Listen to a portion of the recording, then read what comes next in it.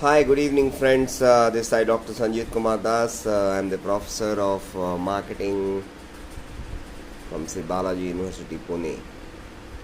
Today, we are going to discuss something which you may not find anywhere in the book. It's quite interesting. This is something related to objection handling. We know many a times after selling the product, generally the customer they comes back and they raise objection that the product is not working, this is not up to the mark, any complaint they have. So how to handle this complaint or objection? There is a formula. That formula is known as LAPACT. LAPACT. What is this LAPACT? The moment some customers are there with the complaint, first and foremost thing that we should have lot of patience. That's why in selling we discuss that the individual, those who are into selling, should have lot of patience to face this kind of objections or query. So he should listen the objection very patiently. Then, without telling that we don't know, it is your fault, like that, we should acknowledge humbly that okay, this has happened, we'll see to it.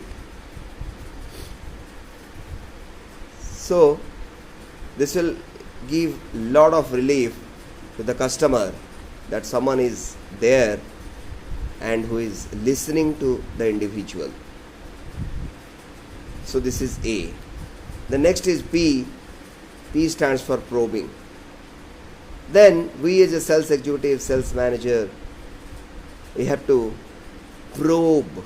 That means we have to put lot of questions to find out the root cause of the problem, where the problem lies, why the product has not worked, why there was a problem.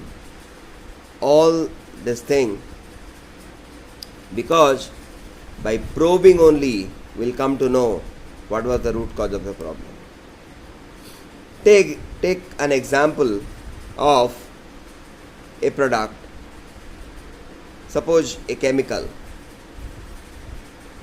that has to be used in a farmer's field at a particular dosage. Suppose 20 ml with 1 liter for a particular square yard of the field. Then only it will give the result. It will eradicate the pest. Suppose it's a pesticide.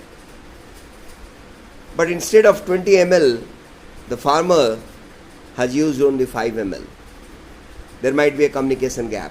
Might be the retailer might have told, or it's a misinterpretation from the farmer side that he understood like that. And many of them are illiterate, so they cannot read the leaflet or what is written on the pouch or on the package. So the moment we'll come to know, then after probing only we'll come to know that this has happened. Like you see, very interesting example we used to discuss about this mosquito repellent. Earlier, now also the mosquito repellent company, they claim that for a particular liquid it is for 30 nights or 60 nights. Earlier also they used to claim like that, but the problem was they were not defining what that night means. Now you'll find where they are writing 30 nights or 60 nights, they are putting a star mark, and that under that star mark they write that this night means it is for 8 hours or 6 hours. It is not that you put that particular liquidator on at 6 p.m. in the evening and then you are going to switch off at morning 6 or 7 a.m. and it will last for 60 days or 30 days. That is not the case. So we have to understand it properly, and once we probe, the moment we found out the efficacy, the root cause of the problem, then we start, the next day is A, that we start answering the query, and very politely we can tell the customer that this is the problem. Sometimes the problem might be lying with the company also, that very humbly we should accept, and as per the procedure that can be replaced as per the warranty guarantee. So after that we should thank the customer. So it is listen, acknowledge, probe,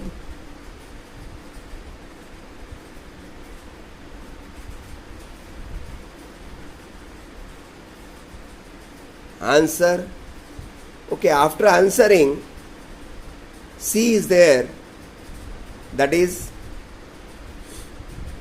you have to confirm that whether the customer has understood it properly, whether he is convinced. And once we got to know that he is convinced, then we'll thank the customer. So listen, acknowledge, probe, answer, confirm, and thanks. Thank you very much. I hope this will help you in your practical life. Thank you.